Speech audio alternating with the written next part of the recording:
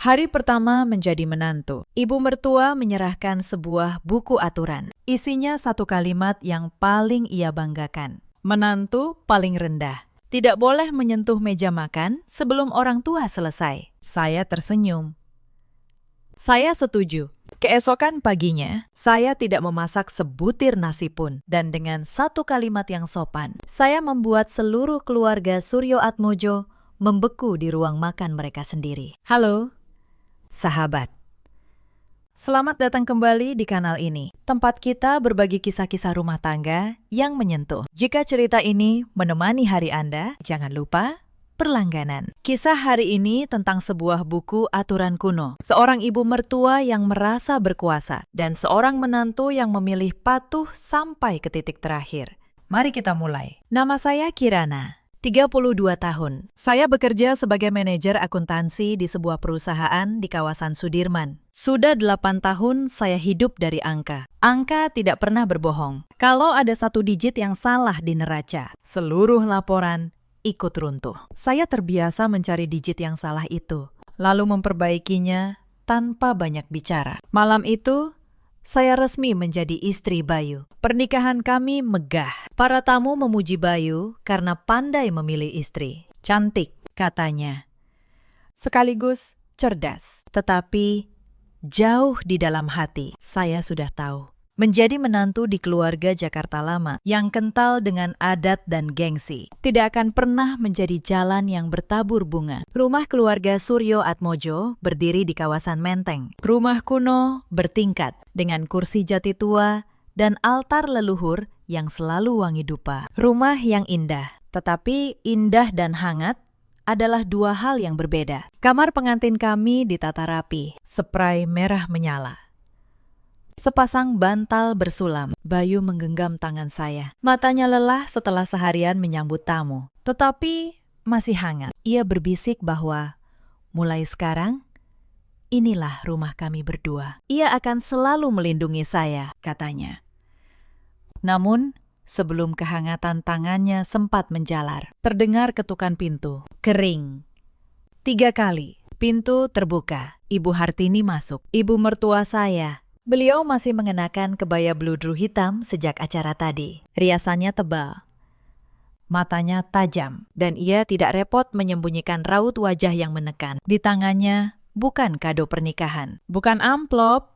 Melainkan sebuah buku bersampul kulit hitam yang sudah usang. Beliau duduk di kursi jati di samping meja rias. Lalu memberi isyarat agar kami ikut duduk. Suaranya berat dan mantap. Kalian berdua sudah resmi menjadi suami istri, kata beliau. Keluarga Suryo Atmojo dari dulu menjunjung tinggi tata krama. Kirana, kamu datang ke sini sebagai menantu. Kamu harus paham aturannya. Beliau meletakkan buku itu di meja. Buku ini berisi semua hal yang harus dipegang teguh oleh setiap menantu di rumah ini. Saya melirik Bayu. Ia sedikit menunduk. Saya tersenyum tipis. Menjaga sikap sesopan mungkin. Baik. Bu, jawab saya. Kirana masih baru, masih banyak yang belum tahu. Mohon bimbingan ibu. Ibu Hartini membuka halaman-halaman kertas yang sudah menguning. Beliau membaca dengan nada datar, namun penuh wibawa. Aturan bangun tidur.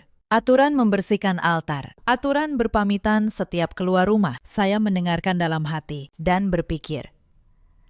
Semua ini wajar dalam keluarga lama. Namun ketika beliau sampai pada halaman terakhir, suasana di kamar itu mendadak membeku. Ibu Hartini menatap lurus ke mata saya. Beliau menekankan setiap kata. Ini aturan paling sakral di keluarga ini. Kamu menantu baru, posisimu paling rendah. Karena itu, kamu tidak boleh duduk satu meja saat orang yang lebih tua sedang makan. Kamu harus menunggu ibu dan suamimu selesai. Membersihkan meja sampai bersih. Baru setelah itu, kamu boleh memakan apa yang tersisa. Beliau menutup mulutnya sejenak, lalu melanjutkan. Ini cara melatih kesabaran dan rasa hormat orang muda kepada yang tua. Bayu terkejut. Bu, zaman sekarang sudah beda. Kirana kerja seharian. Pulang harus menunggu sampai meja bersih. Itu kasihan, Bu. Ibu Hartini melotot pada putranya. Kamu diam. Ini aturan keluarga. Dulu waktu ibu jadi menantu di rumah nenekmu, ibu juga menahan lapar sampai tengah malam. Dengan begitu, ibu paham posisi ibu. Beliau menoleh kembali kepada saya. Kirana, bagaimana menurutmu? Saya menatap buku itu, lalu menatap wajah ibu mertua yang penuh kemenangan. Di dalam kepala, saya sudah membaca situasi ini seperti membaca neraca. Ini ujian. Kalau saya menangis, saya kalah.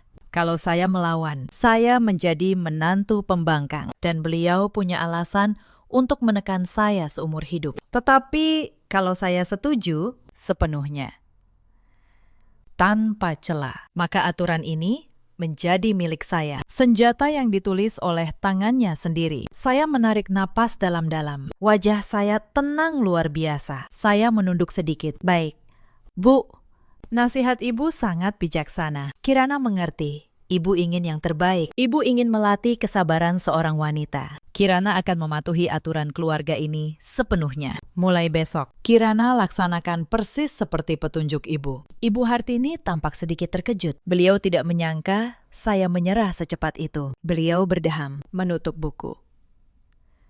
Lalu berdiri. Bagus, kalau kamu mengerti. Sudah. Kalian istirahat. Besok pagi jam 6 kita sarapan. Ingat itu. Pintu tertutup. Bayu segera memegang bahu saya. Suaranya penuh sesal.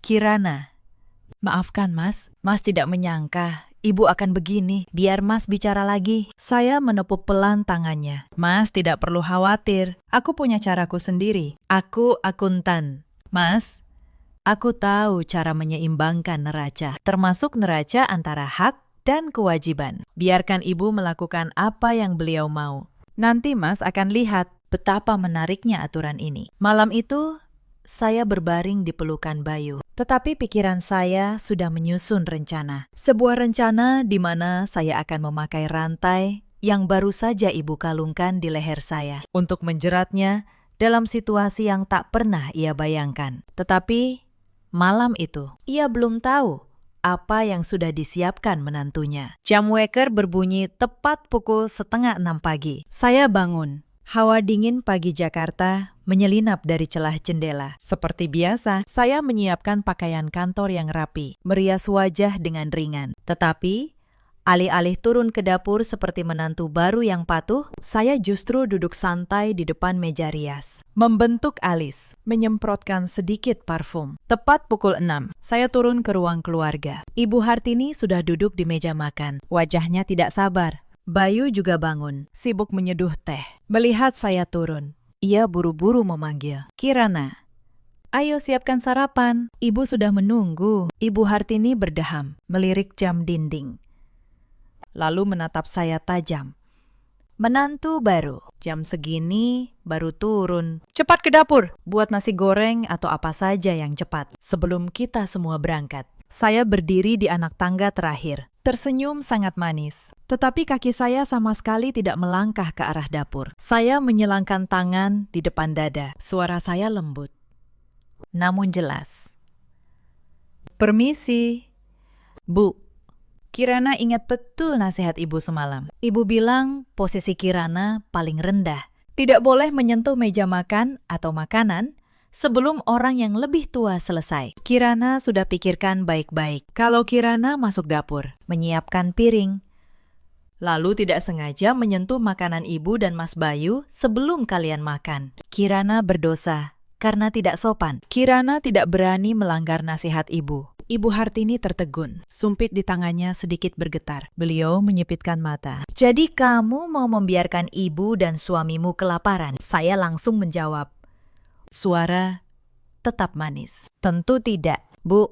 Kirana hanya menjalankan kewajiban. Karena Kirana tidak boleh menyentuh makanan orang yang lebih tua, maka Kirana tidak bisa memasak untuk ibu. Memasak itu harus mencicipi. Bu, takut keasinan atau kurang bumbu. Kalau Kirana mencicipi, berarti Kirana sudah makan sebelum ibu. Itu melanggar aturan. Kirana, menantu baru, harus menjaga nama baik keluarga. Kirana tidak mau kerabat lain bilang Kirana tidak tahu sopan santun. Saya melirik jam tangan, lalu mengambil tas. Sudah hampir jam masuk kantor. Ibu dan Mas, silakan sarapan. Piring kotornya diletakkan saja. Bu, Sore nanti Kirana bereskan. Lalu Kirana makan bagian Kirana setelah meja bersih. Kirana pamit kerja dulu. Bu, saya melangkah pergi di tengah keterkejutan mereka. Saya mendengar napas Ibu Hartini tertahan di belakang. Suara Bayu memanggil nama saya, tetapi saya tidak menoleh. Keluar dari gerbang, saya merasakan kelegaan yang aneh. Saya tidak bermaksud kurang ajar, tetapi saya paham satu hal. Kalau saya tidak menetapkan batas sejak hari pertama, saya akan terseret dalam lingkaran kepatuhan yang tak masuk akal seumur hidup. Di kantor, saya memesan sarapan, croissant hangat dan kopi susu. Saya duduk di ruangan ber-AC yang sejuk, menikmati setiap suapan. Jauh berbeda dari bayangan berdiri di sudut dapur, memakan nasi dingin sisa, seperti yang diinginkan Ibu Hartini. Ini baru permulaan. Seorang wanita seperti Ibu Hartini, yang seumur hidup terbiasa dilayani, tidak akan mudah menyerah. Tetapi beliau lupa satu hal. Aturan itu dibuat olehnya, dan saya hanya pelaksana yang paling patuh. Dalam akuntansi, satu angka yang salah bisa merusak seluruh neraca. Dan dalam keluarga ini, saya tidak akan membiarkan diri saya meleset 1 milimeter pun dari aturan beliau yang aneh itu. Hari kedua, rumah di Menteng diselimuti keheningan yang mencekam. Biasanya jam segini sudah terdengar talenan beradu pisau, gemericik air, aroma bawang tumis. Tetapi pagi itu dapur keluarga Suryo Atmojo senyap. Saya bangun tepat waktu, masih dengan santai merawat wajah di depan cermin. Tanpa segurat pun kekhawatiran. Saat turun, saya melihat Ibu Hartini duduk di sofa, memegang koran. Tetapi matanya terus melirik ke arah dapur yang kosong. Bayu duduk di sebelahnya, gelisah. Melihat saya, Ibu Hartini tidak bisa menahan sindirannya. Nona Kirana, hari ini juga berniat membiarkan seisi rumah puasa. Kemarin, Ibu maklum, mungkin kamu masih lelah. Tetapi hari ini, masih main drama posisi rendah. Tidak berani sentuh piring. Saya berjalan mendekat dengan tenang, menunduk memberi salam. Permisi. Bu, seperti yang Kirana sampaikan kemarin, Kirana tidak sedang bersandiwara. Kirana sedang menjalankan bakti sebagai menantu. Semalam, Kirana baca lagi buku aturan keluarga. Di sana tertulis, menantu harus menjaga kesucian hidangan untuk yang lebih tua. Tangan Kirana yang baru bangun tidur, belum mandi. Tidak pantas menyiapkan makanan suci untuk ibu. Kalau Kirana menyentuh panci dan wajan, makanan ibu jadi tidak suci lagi. Posisi Kirana rendah. Kirana, mohon menunggu ibu dan Mas selesai makan. Baru Kirana berani mengurus diri sendiri. Ibu Hartini membanting koran ke meja. Beliau berdiri. Kamu jangan cari-cari alasan. Jadi kamu mau ibu yang sudah tua ini turun ke dapur untukmu? Saya menjawab lembut, setenang membacakan laporan keuangan. Tentu tidak. Bu, Kirana tidak berani menyuruh ibu. Ibu dan Mas, silakan masak berdua. Atau Mas Bayu bisa beli sarapan di luar. Kirana akan makan nanti, mengurus diri sendiri. Tidak merepotkan siapapun. Bayu berdiri, memegang tangan saya, memohon. Kirana, jangan begini lagi. Ibu sudah tua. Kamu mengalah sedikit. Tidak bisa. Cuma masak sarapan. Apa susahnya? Saya menatap lurus ke matanya. Suara saya tegas. Mas bilang, aku harus mengalah. Padahal aku sedang menuruti perintah ibu. Ibu sendiri yang membuat aturan makan belakangan. Kalau aku memasak sekarang, aku harus mencicipi bumbu. Artinya, aku sudah makan sebelum ibu. Apa Mas mau aku jadi menantu yang berani mencicipi makanan sebelum mertua menyentuh sumpit? Mas harus mengerti, aku sedang berusaha menjadi menantu yang sesuai aturan keluarga ini. Ibu Hartini begitu marah hingga kata-katanya tertahan. Wajahnya memerah. Beliau belum pernah bertemu lawan yang menggunakan senjatanya sendiri untuk menyerang balik. Begitu halus, namun mematikan. Beliau menoleh pada Bayu. Sudah. Kamu tidak usah bicara lagi dengannya. Kita lihat saja dia bisa bertahan sampai kapan. Ayo, Kita makan lontong sayur di luar. Saya tidak percaya rumah ini bisa mati kelaparan tanpa dia. Ibu Hartini mengenakan sandalnya, menarik Bayu keluar. Saya berdiri di ruang tamu, melihat mereka menghilang di balik gerbang. Lalu saya tersenyum sendiri. Saya masuk ke dapur. Sama sekali tidak menyentuh piring atau gelas milik Ibu Hartini. Saya membuka kulkas, mengambil sekotak susu almond yang saya beli semalam, menuangkannya ke gelas pribadi yang saya bawa dari rumah. Lalu saya duduk di sofa empuk, menikmati susu sambil melanjutkan buku. Keheningan ini luar biasa. Tidak ada lagi komentar pedas tentang irisan bawang yang tidak rata. Tidak ada lagi keluhan masakan kurang garam. Saya sedang menikmati kebebasan di dalam sangkar yang Ibu Hartini sendiri buat. Dalam perang ini, siapa yang kehilangan ketenangan lebih dulu? Dialah yang kalah. Ibu Hartini sedang emosional. Sementara saya punya kesabaran yang jauh lebih panjang. Saya ingin menunjukkan rasa hormat tidak lahir dari paksaan yang tak masuk akal, melainkan dari pengertian dan kesetaraan. Kalau beliau ingin saya jadi bawahan, saya akan menjadi bawahan yang paling total, sampai beliau sendiri tidak tahan dengan posisi rendah saya. Sore itu saya pulang sedikit lebih lambat. Begitu masuk, aroma Indomie menyengat dari arah dapur. Rupanya setelah seharian saya mogok, ibu mertua dan suami saya memilih solusi tercepat untuk mengisi perut. Ibu Hartini duduk di meja. Di hadapannya semangkuk Indomie yang kuahnya sudah mengering. Beliau menatap saya setajam peluru. Suaranya parau.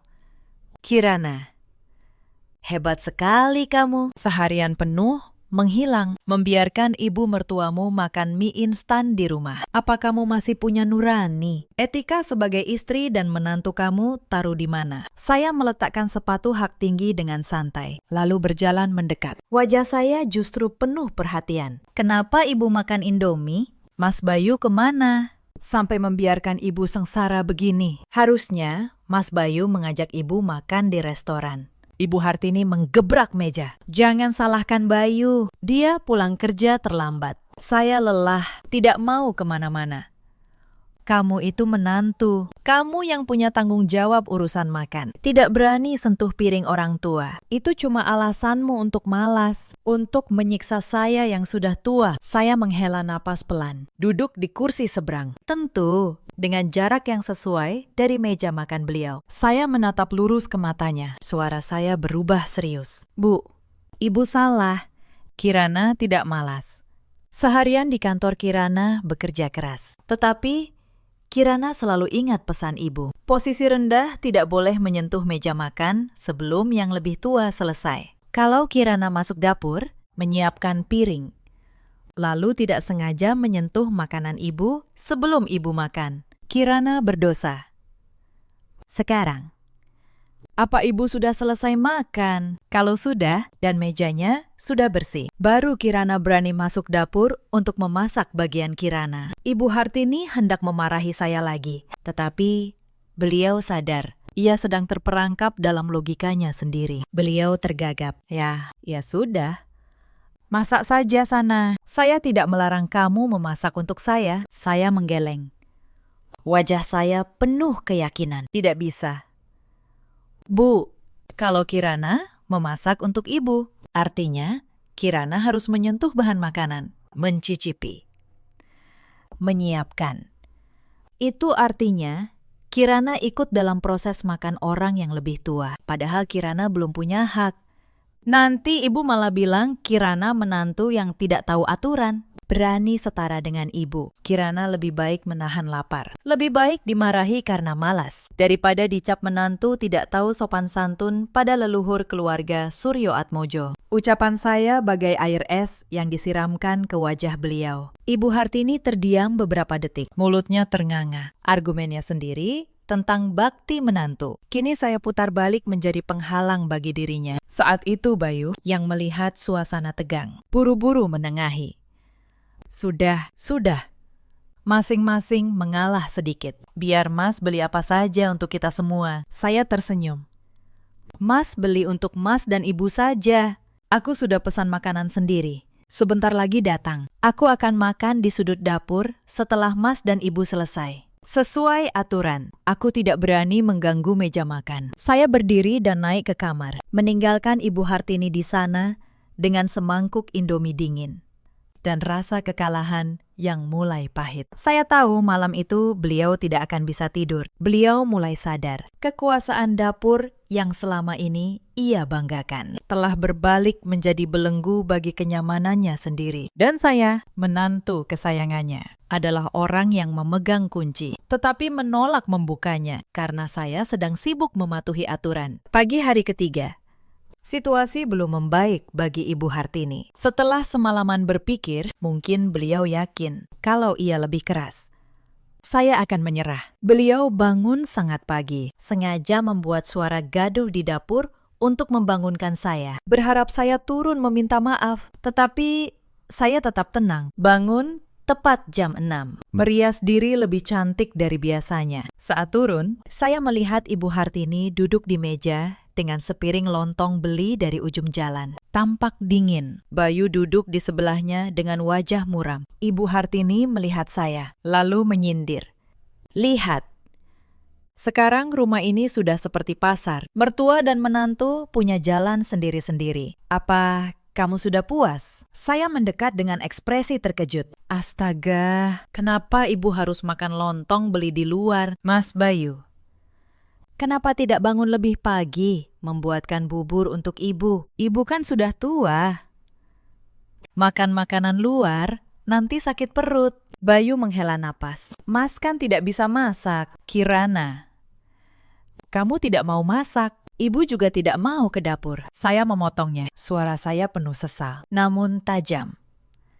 Maafkan Kirana. Kirana juga ingin sekali memasak untuk ibu. Tetapi Kirana takut dengan buku aturan itu. Bu, ibu bilang posisi Kirana paling rendah. Harus makan paling akhir. Kalau Kirana masak semangkuk soto, lalu ibu makan duluan. Kuahnya berkurang. Dagingnya tidak segar lagi. Artinya, Kirana memberi ibu sisa. Atau kita makan satu panci yang sama. Apa itu tidak melanggar posisi? Jadi, Kirana sudah putuskan demi menjaga kehormatan ibu. Kirana tidak akan pernah memasak satu panci atau memakai piring yang sama dengan ibu lagi. Ibu Hartini menggebrak meja. Hentikan omong kosongmu.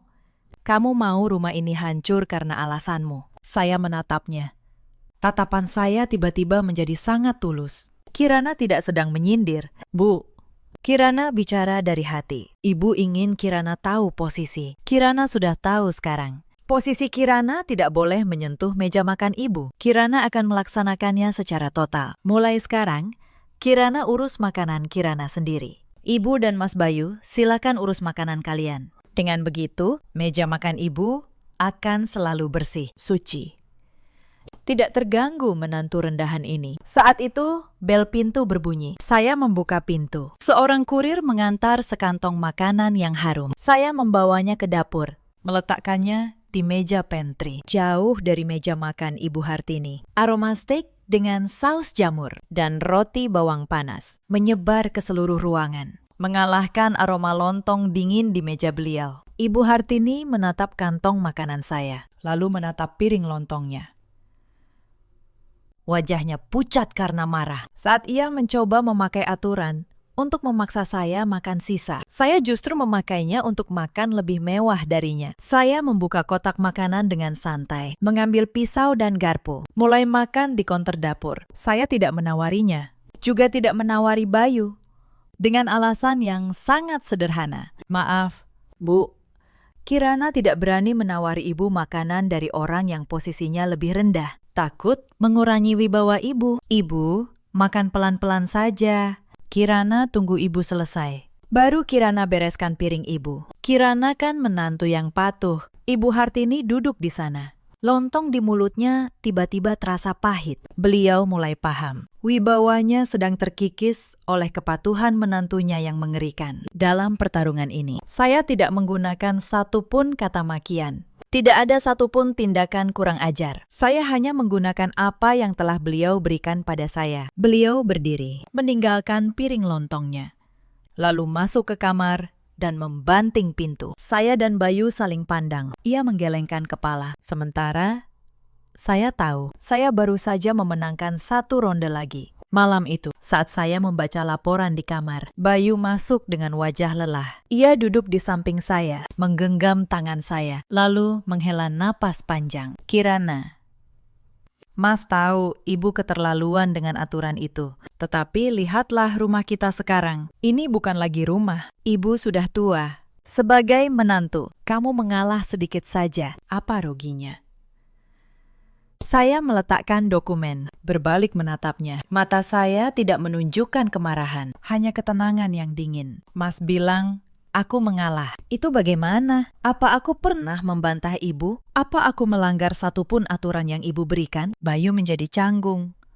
Memang benar, kamu mengikuti aturan ibu, tetapi kamu melakukannya secara ekstrim. Ibu bilang, makan belakangan, tetapi tidak bilang, kamu tidak boleh memasak untuk semua. Kamu masak saja seperti biasa. Lalu tunggu ibu selesai. Baru kamu makan. Dengan begitu, suasana tetap damai. Saya tersenyum tipis. Senyum yang penuh kecewa pada pria yang saya pilih sebagai suami. Mas Bayu, bicaramu terdengar mudah sekali. Kalau aku memasak, aku harus mencicipi bumbu, menyiapkan. Nanti ibu akan bilang aku menantu yang tidak tahu diri. Berani menyentuh makanan sebelum selesai. Apa Mas tidak mengerti? Ibu tidak benar-benar ingin aku memasak. Ibu ingin aku tunduk dan menerima status rendah di rumah ini. Aku melakukan persis seperti yang ibu mau, supaya ibu lihat sendiri betapa tidak masuk akalnya aturan itu. Jangan suruh aku mengalah, karena aku tidak melakukan kesalahan apapun. Bayu mulai kehilangan kesabaran. Tetapi lihat ibu, dia harus makan Indomie, makan makanan warung, sampai maknya kambuh. Kamu manajer, bisa mengatur ratusan orang. Kenapa di rumah tidak bisa sedikit fleksibel demi kedamaian? Aku lelah terjepit di antara kalian. Saya berdiri, mendekat, merapikan kerah kemejanya. Suara saya tetap lembut, namun tegas.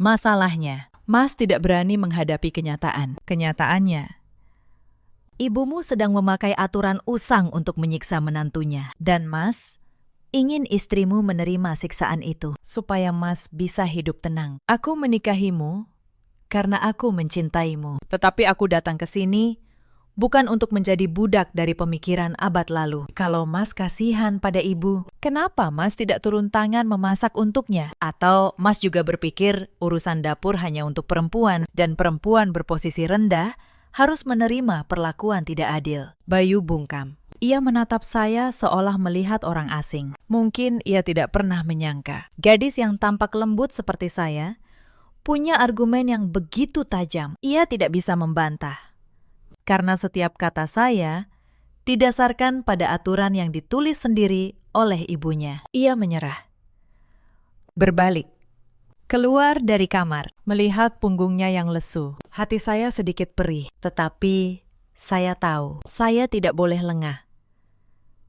Kalau hari ini saya berkompromi, seumur hidup saya akan menunduk di rumah saya sendiri. Pertarungan ini bukan hanya untuk perut saya, tetapi untuk martabat seorang wanita dalam keluarga. Malam berikutnya, setelah hari yang melelahkan, saya memutuskan memanjakan diri. Saya mampir ke supermarket, membeli 2 ekor lobster segar, mentega, bawang putih, dan sebotol anggur. Saat tiba di rumah, saya melihat Ibu Hartini dan Bayu duduk di meja dengan sepiring ikan pindang dan semangkuk sayur lodeh yang warnanya sudah kusam. Saya menyapa dengan sopan, lalu berjalan ke dapur. Sesuai aturan, saya berdiri menunggu, bersandar di kulkas, tenang, melihat mereka makan. Ibu Hartini sesekali melirik saya, sengaja mengambil ikan, lalu berkata keras, "Ikan asin begini baru nikmat, tidak seperti makanan barat yang bikin gemuk." Saya hanya tersenyum. Setelah mereka selesai, dan Ibu Hartini meninggalkan meja untuk menyalakan TV di ruang tamu, baru saya mulai. Saya tidak memakai peralatan rumah. Saya memakai set pribadi yang sudah saya siapkan. Aroma bawang putih dan mentega yang ditumis segera menyebar, merayap hingga ke ruang tamu. Aroma lobster saus mentega yang mewah. Saya mendengar suara TV mengecil. Lalu, Langkah Ibu Hartini. Saya menata lobster yang merah merona di atas piring di meja pantry. Saya tidak duduk di meja makan utama. Saya makan sambil berdiri di konter dapur. Setiap suapan daging lobster yang kenyal, berpadu gurihnya mentega, membuat saya merasa luar biasa. Ibu Hartini tidak tahan lagi. Beliau masuk ke dapur, berdiri dengan tangan di pinggang. "Kirana, makan apa kamu itu? Beli makanan mahal, lalu dimakan sendirian. Apa kamu tidak punya malu? Ada mertua dan suami di rumah. Tidak ditawari sama sekali." Saya meletakkan garpu, menyeka mulut dengan serbet, lalu menatapnya dengan wajah paling polos. "Permisi, Bu. Bukankah Ibu yang mengajari saya? Posisi rendah, tidak boleh menyentuh makanan, dan tidak boleh makan satu meja. Makanan saya ini dari posisi yang lebih rendah lagi. Mana berani saya menawarkannya untuk Ibu? Ibu pantasnya makan ikan pindang yang sederhana, sesuai martabat orang dulu. Kalau saya tawari makanan berlemak ini, nanti Ibu sakit perut atau darah tinggi. Saya yang berdosa. Saya begini justru untuk menjaga kehormatan dan kesehatan Ibu." Mata Ibu Hartini terpaku pada sisa setengah lobster di piring saya. Beliau yang suka makan enak kini terhalang oleh gengsi dan aturannya sendiri. Beliau menunjuk saya, suaranya bergetar. Kamu pakai uang anakku untuk foya-foya sendiri." Saya menjawab dengan tenang. "Maaf, Bu, ini uang dari gaji saya sebagai manajer akuntansi. Sejak menikah, saya belum pernah meminta uang Mas Bayu sepeser pun, karena saya makan terpisah sesuai aturan Ibu. Maka uang pun saya pisahkan, agar Ibu tidak khawatir saya menghamburkan uang keluarga. Saya makan bagian saya, Ibu makan bagian Ibu." Ibu Hartini berbalik dengan kesal, naik ke lantai atas. Langkahnya menghentak di tangga kayu. Saya melirik piring saya, lalu ke ruang tamu, tempat Bayu duduk terdiam. Makan malam yang lezat, tetapi hati saya sedikit bergejolak. Saya tidak ingin hidup seperti ini selamanya. Tetapi jika Ibu Hartini tidak mau berubah, saya masih harus makan mewah sendirian untuk waktu yang lama. Minggu pagi, saat matahari mulai menyinari jalanan Menteng, Ibu Hartini memutuskan melancarkan serangan total. Beliau memanggil saya dan Bayu ke ruang tamu. Di tangannya masih ada buku aturan yang usang. Wajahnya penuh amarah. Beliau membanting buku itu ke meja. "Saya panggil kalian untuk bicara jelas. Kirana, kamu jadi menantu di sini baru seminggu, tetapi kelakuanmu sudah di luar batas. Kamu pakai alasan aturan untuk menyiksa mertua, untuk lari dari tanggung jawab. Sejak kamu datang, apa dapur ini pernah menyala? Kamu anggap rumah ini hotel. Pulang pergi, pesan makanan mewah untuk dirimu sendiri. Manusia macam apa kamu ini?" Saya tetap menjaga sikap. Duduk tegak, kedua tangan di pangkuan. "Permisi, Bu. Kirana selalu melaksanakan persis seperti yang Ibu ajarkan di malam pertama. Ibu bilang, makan belakangan. Kirana makan belakangan. Ibu bilang tidak boleh menyentuh meja makan sebelum yang lebih tua selesai. Kirana tidak berani melanggar. Ibu bilang, Kirana posisi paling rendah. Kirana tidak pernah berani duduk sejajar dengan Ibu. Kirana tidak mengerti. Apa salah Kirana sampai Ibu semarah ini? Ibu Hartini melotot. "Jangan pakai lidah tak bertulang untuk berkelit. Maksud saya, kamu harus memasak untuk kami. Setelah kami selesai, baru kamu makan sisanya. Bukan membiarkan kami kelaparan lalu kamu enak sendiri. Kamu menantu, harus melayani mertua dan suami dulu, baru dirimu." Saya menghela napas pelan. Wajah saya penuh keprihatinan. "Bu, Ibu mengajari saya posisi rendah, tidak boleh menyentuh makanan atasan. Kalau saya memasak, saya harus mencicipi. Berarti saya makan sebelum Ibu. Makanan yang saya masak, kalau tersentuh tangan saya, jadi tidak suci lagi untuk Ibu. Saya sudah pikirkan, satu-satunya cara agar saya tidak melanggar aturan dan tetap menjaga kehormatan Ibu adalah masing-masing mengurus makanannya sendiri. Ibu sendiri yang bilang saya makan terpisah. Mana berani saya makan satu panci dengan Ibu." Ibu Hartini begitu marah. Beliau berdiri, menunjuk wajah saya. Kamu keluar dari rumah ini sekarang juga." Keluarga Suryo Atmojo tidak butuh menantu kurang ajar yang memakai logika untuk menekan mertuanya. Bayu panik, berdiri menengahi. "Bu, sabar. Kirana kan hanya mengikuti kemauan ibu. Kalau ada apa-apa, kita bicarakan baik-baik. Kenapa sampai mengusir? Saya berdiri. Sama sekali tidak takut.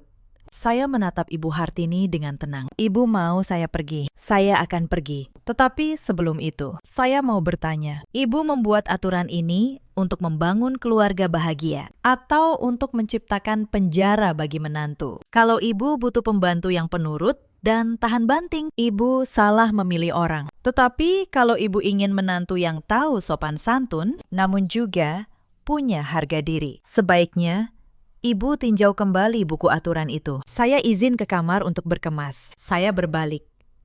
Hati saya lega.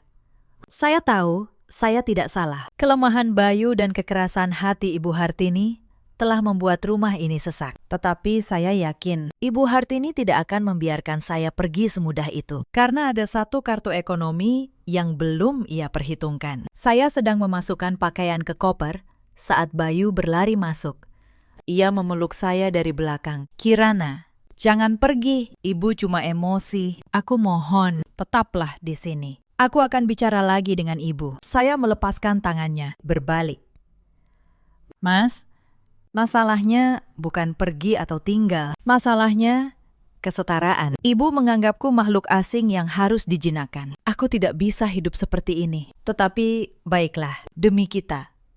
Aku akan tinggal sekali lagi. Tetapi mulai sekarang, semuanya akan berbeda. Saya turun ke bawah. Ibu Hartini masih duduk termenung. Saya tidak membawa koper, melainkan selembar map kecil. Saya duduk di hadapannya. Suara profesional seorang manajer akuntansi mulai terdengar. Bu, setelah saya pikirkan, hidup bersama dengan cara masing-masing seperti ini sangat boros dan melelahkan. Karena saya makan terpisah dan tidak diizinkan menyentuh dapur umum untuk melayani ibu. Maka, mulai bulan ini, saya mohon izin mengubah cara kontribusi keuangan dalam keluarga. Ibu Hartini mengangkat kepala.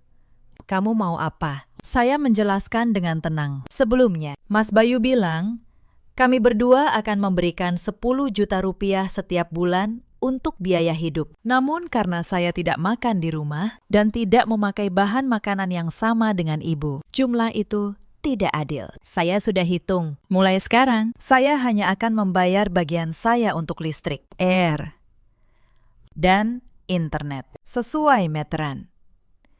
Saya akan bayar 2 juta setiap bulan. Sisanya saya simpan untuk biaya makan saya sendiri di luar. Mas Bayu membayar bagiannya. Ibu mengurus bagian ibu. Dengan begitu, semuanya adil. Sesuai semangat makan terpisah yang ibu inginkan. Wajah Ibu Hartini langsung berubah. Beliau tidak punya uang pensiun yang besar. Selama ini, semua pengeluaran rumah bergantung pada gaji Bayu dan kontribusi saya. Kehilangan sebagian besar pemasukan bulanan membuatnya pusing. Kamu perhitungan sekali. Listrik dan air hanya segitu. Lalu jasa saya mengurus rumah ini bagaimana? Saya tersenyum. Ibu mengurus untuk ibu dan Mas Bayu. Saya tidak merepotkan ibu. Makanan saya beli sendiri. Piring saya cuci sendiri. Dengan peralatan terpisah. Kamar saya bersihkan sendiri. Saya rasa 2 juta sudah lebih dari cukup. Ibu yang mengajari saya untuk tahu posisi. Maka saya juga harus tahu cara melindungi keuangan saya untuk masa depan. Ibu Hartini menatap Bayu, berharap putranya membela. Tetapi Bayu hanya menunduk. Ia tahu, kalau ia memaksa saya membayar lebih, saya akan pindah. Kemarahan Ibu Hartini kini dikalahkan oleh kekhawatiran finansial. Beliau sadar, wibawanya tidak bisa mengisi dompetnya yang menipis. Dengan kesal, beliau mengambil uang 2 juta yang saya letakkan di meja. Saya tahu, saya baru saja melancarkan pukulan telak ke titik terlemah. Kehidupan yang setara tidak hanya butuh argumen, tetapi juga kekuatan ekonomi. Dan saya, seorang manajer akuntansi, tidak akan pernah membiarkan diri saya rugi dalam angka. Setelah berhari-hari makan mie instan dan makanan warung demi gengsi, kesehatan Ibu Hartini menurun. Mah kronisnya kambuh. Beliau terus memegangi perut sambil meringis. Bayu bekerja dari pagi sampai malam. Tidak ada yang merawatnya selain saya. Rabu sore, saya pulang lebih awal. Begitu masuk, saya melihat Ibu Hartini di dapur. Beliau mencoba membersihkan kangkung, tetapi Tangannya gemetar, wajahnya pucat. Melihat saya, beliau tidak lagi angkuh, hanya melirik sekilas. Saya masuk ke dapur, menuang segelas air, lalu bersandar di pintu, mengamatinya. Saya memulai percakapan dengan nada perhatian yang halus. Kenapa ibu harus ke dapur? Ibu kan sedang sakit mah. Kenapa tidak istirahat? Ibu Hartini mendesah, suaranya lemah. Kalau tidak masak, mau makan apa? Bayu pulang malam. Masa dia harus puasa? Kamu juga tidak mau. Ya sudahlah. Saya berdiri di sampingnya, mengarahkan tangan ke arah sayuran, tetapi sama sekali tidak menyentuhnya. Saya tetap memegang janji. Posisi rendah, tidak menyentuh makanan atasan. Ibu memang hebat. Di usia segini masih memasak untuk anak laki-lakinya. Mas Bayu beruntung sekali. Kirana kalau masuk dapur, pasti kaku. Takut merusak hidangan ibu. Nanti Kirana berdosa besar. Ibu Hartini menatap saya. Matanya menunjukkan kelelahan dan sebersit permohonan yang tersembunyi di balik kesombongan. Suaranya bergetar. Kirana, bagaimana kalau kamu bantu ibu masak makan malam? Ibu lelah sekali, tidak kuat berdiri. Saya tersenyum lembut, namun sangat tega. Bu, Kirana ingin sekali membantu. Sungguh. Tetapi Kirana takut. Ingat aturan keluarga. Kalau Kirana menyentuh panci ibu sekarang, besok kalau ibu sudah sehat, nanti ibu bilang Kirana tidak sopan, memanfaatkan saat ibu lemah untuk merebut dapur. Kirana lebih baik membiarkan ibu sedikit lelah hari ini, daripada nanti ibu sakit hati karena Kirana tidak tahu aturan. Semangat ya. Bu, sebentar lagi selesai. Saya naik ke kamar untuk mandi, meninggalkan Ibu Hartini sendiri di dapur yang dingin. Saya tahu saya kejam, tetapi kekejaman ini perlu agar beliau mengerti nilai sebuah bantuan. Selama ini beliau menganggap menantu di dapur sebagai kewajiban, sebagai anugerah darinya. Sekarang, beliau harus sadar saat beliau merenggut kesetaraan. Beliau juga merenggut haknya untuk dibantu. Malam itu, Bayu pulang, mendapati ibunya terbaring lemas di sofa dan dapur berantakan. Ia berlari ke kamar mencari saya. Kirana, kamu lihat ibu sakit, tetapi tidak membantu. Kamu keterlaluan. Saya menjawab, tenang. Aku sudah berdiri di samping ibu seharian untuk menyemangatinya. Mas, mau aku bantu bagaimana? Menyentuh barang ibu, lalu dimarahi karena tidak sopan. Aku sedang menjaga etika keluarga ini. Kalau Mas kasihan pada ibu, mulai besok, atur pekerjaanmu untuk pulang lebih awal dan masak untuknya. Jangan bebankan semuanya padaku. Saat ibumu sendiri yang ngelarangku menyentuh makanannya. Bayu bungkam. Ia sadar. Di keluarga ini, semua aturan kini berbalik menyiksa penciptanya. Sementara saya tetaplah menantu paling patuh di dunia karena saya menjalankan aturan keluarga tanpa meleset satupun. Yang tidak saya duga, pukulan terbesar datang dari luar pagar. Adik ipar saya, Wulan, baru saja melahirkan. Ibu Hartini selalu membanggakannya sebagai menantu idaman keluarga lain. Suatu sore, beberapa ibu dari kompleks datang berkunjung. Mereka duduk di teras, mengobrol sambil minum teh. Dan dari jendela kamar, saya mendengar semuanya. Salah satu tetangga bertanya, kenapa akhir-akhir ini dapur keluarga Suryo Atmojo tidak pernah berasap? Ibu Hartini, dengan gengsinya, mencoba menjelaskan bahwa ia sedang melatih menantu barunya agar tahu posisi. Bahwa di keluarga terhormat, menantu harus menunggu dan makan paling akhir. Tetapi tetangga itu justru terkejut. Zaman sekarang masih ada yang menyuruh menantu makan sisa. Bu, saya kira keluarga Suryo Atmojo itu terhormat. Ternyata aturannya seperti zaman dulu. Tetangga yang lain menimpali pelan, tetapi cukup jelas untuk saya dengar. Tetapi menantunya juga cerdas. Katanya dia manajer, dia patuh. Sampai keluarganya sendiri yang kerepotan. Sampai mertuanya menangis di dapur. Pintar sekali. Bisik-bisik itu seperti jarum yang menusuk harga diri Ibu Hartini. Wibawa yang ia banggakan kini menjadi bahan obrolan. Setelah para tamu pulang, beliau duduk termenung lama sekali. Beliau mencoba menjaga tradisi. Tetapi kenapa hasilnya begitu menyakitkan? Sementara itu, saya tetap tenang. Saya tahu opini di luar sana sudah berpihak pada saya. Tujuan saya bukan mempermalukan ibu mertua, Tujuan saya menghancurkan belenggu yang mencekik kehidupan saya dan Bayu. Saya tahu. Hanya setelah citra palsunya runtuh, barulah Ibu Hartini akan berani menghadapi kenyataan dan menerima perubahan. Rabu malam, suasana di rumah berat sekali. Setelah makan malam yang sunyi, di mana Ibu Hartini lagi-lagi harus membereskan piringnya sendiri, beliau memanggil kami, Bayu, Kirana. Ibu mau bicara. Kami duduk di hadapannya. Ibu Hartini tampak jauh lebih tua malam itu. Bahunya turun. Suaranya tidak lagi setajam dulu. Kirana, kamu menang. Katanya pahit. Kamu membuat ibu jadi bahan tertawaan seluruh kompleks. Ibu tidak menyangka menantu baru sepertimu punya akal setajam ini. Saya menjawab dengan tenang. Bu, saya tidak ingin menang atau kalah. Saya hanya menjalankan aturan ibu dengan serius. Kalau hasilnya cemoohan, itu bukan salah saya, itu salah aturannya. Aturan itu tidak lagi sesuai zaman dan tidak mengandung kasih sayang. Bayu ikut bicara, suaranya serak. Bu, aku mohon, jangan begini lagi, aku lelah. Pulang kerja, aku ingin suasana hangat, bukan ketakutan.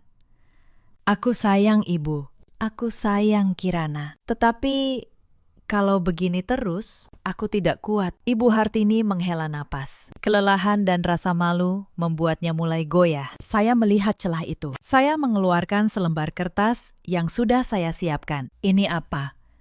Tanya beliau.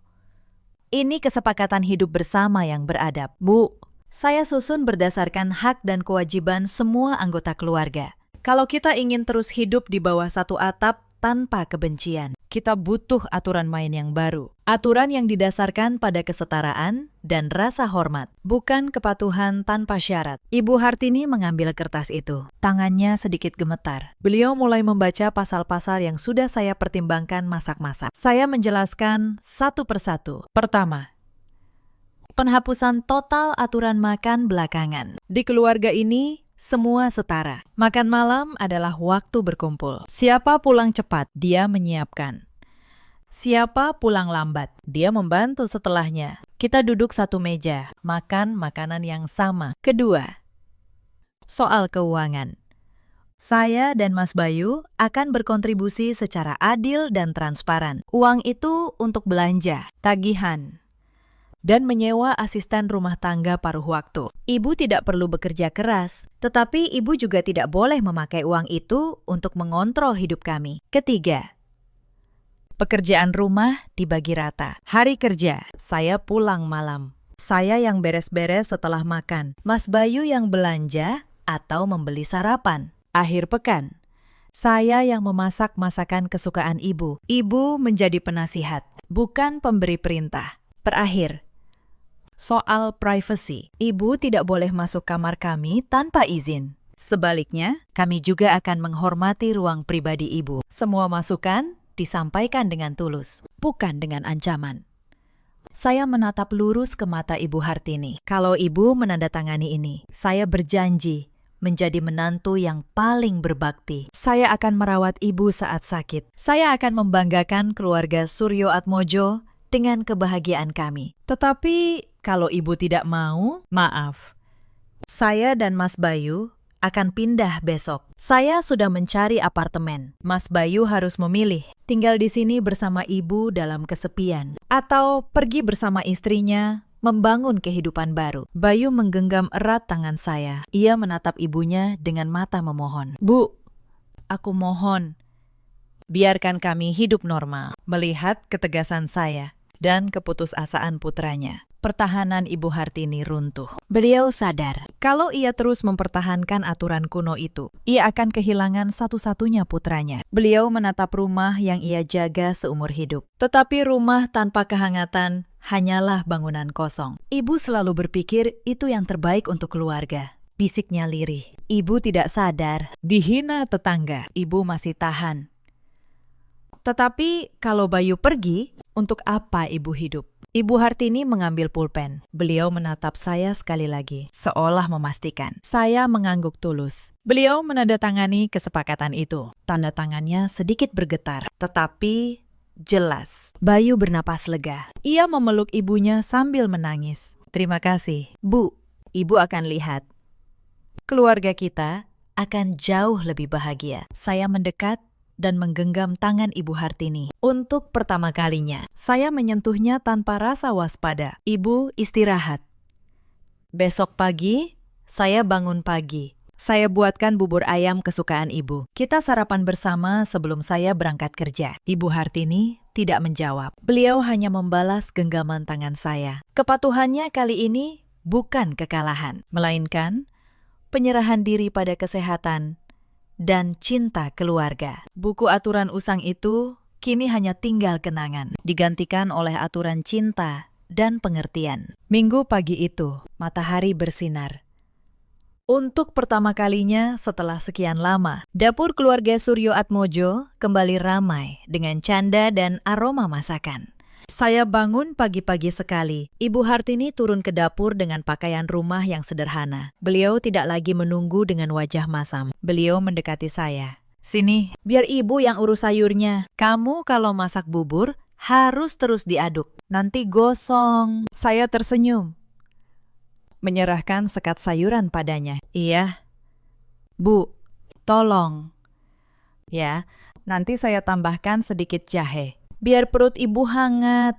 Bayu pulang dari membeli koran. Ia tertegun melihat pemandangan itu, lalu tersenyum lebar. Hari ini ada 2 koki hebat di rumah. Aku harus makan 3 mangkuk. Pukul 8 pagi, sarapan tersaji di meja makan utama. Untuk pertama kalinya, 3 kursi terisi penuh. Saya mempersilakan Ibu Hartini duduk di kepala meja. Tidak ada yang harus berdiri, tidak ada yang harus menunggu, tidak ada yang harus makan sisa. Ibu Hartini mencicipi bubur. Beliau mengangguk pelan. Enak. Kamu lumayan juga masaknya. Cuma kurang sedikit garam. Saya tertawa. Baik. Bu, besok saya perbaiki. Ibu, makan yang banyak, biar sehat. Sarapan berlangsung hangat. Kami membicarakan pekerjaan Bayu. Rencana merenovasi taman kecil di belakang. Ibu Hartini sesekali mengambilkan lauk untuk saya dan Bayu. Wajahnya tampak lebih ringan. Selesai makan, saya hendak membereskan piring. Tetapi Ibu Hartini mencegah. Sudah. Biar ibu saja. Kamu sama Bayu jalan-jalan sana. Sudah lama kan kalian tidak punya waktu berdua? Saya dan Bayu saling pandang. Ia mengedipkan mata. Kami berjalan bergandengan tangan, merasakan udara pagi di setiap sudut jalan Menteng. Saya tahu, ke depan masih akan ada gesekan. Tetapi sekarang kami punya fondasi yang kokoh. Kesetaraan dan cinta. Pertarungan saya tidak berakhir dengan hukuman, melainkan dengan rekonsiliasi. Saya memakai akal untuk melindungi diri, tetapi pada akhirnya saya memakai hati untuk mempertahankan keluarga. Rumah di Menteng itu kini bukan lagi sangkar dari aturan usang, melainkan rumah yang hangat. Tempat setiap orang menemukan posisinya yang terhormat. Mungkin inilah neraca paling sukses yang pernah saya seimbangkan dalam hidup. Neraca antara harga diri dan kebahagiaan keluarga. Para pendengar yang budiman, cerita ini mengajarkan kita satu hal. Kehormatan dalam keluarga tidak datang dari dogma. Ia tumbuh dari saling pengertian. Ada banyak perempuan di luar sana yang seperti Kirana dulu. Pulang kerja dengan lelah, lalu disambut bukan oleh kehangatan, melainkan oleh daftar aturan yang menempatkan mereka di posisi paling rendah. Jangan diam, tetapi jangan pula melawan dengan amarah. Lawanlah dengan akal, dengan ketegasan, dan dengan harga diri yang utuh. Ada juga banyak suami seperti Bayu di luar sana. Pria baik hati, tetapi terlalu lemah untuk berdiri di antara ibu dan istrinya. Ketahuilah, diam bukanlah kedamaian. Diam hanya memindahkan beban kepada orang yang paling kalian cintai. Dan ada pula para ibu mertua seperti Hartini, yang mengira kuasa dan tradisi adalah cara mencintai. Padahal, saat kita memakai kekuasaan untuk memaksa, tanpa sadar, kita sedang membangun dinding dengan orang yang kita sayangi. Dalam hidup, kita selalu punya pilihan. Kita bisa memilih dinding atau memilih meja makan tempat semua orang duduk setara. Meja makan hanya akan terasa nikmat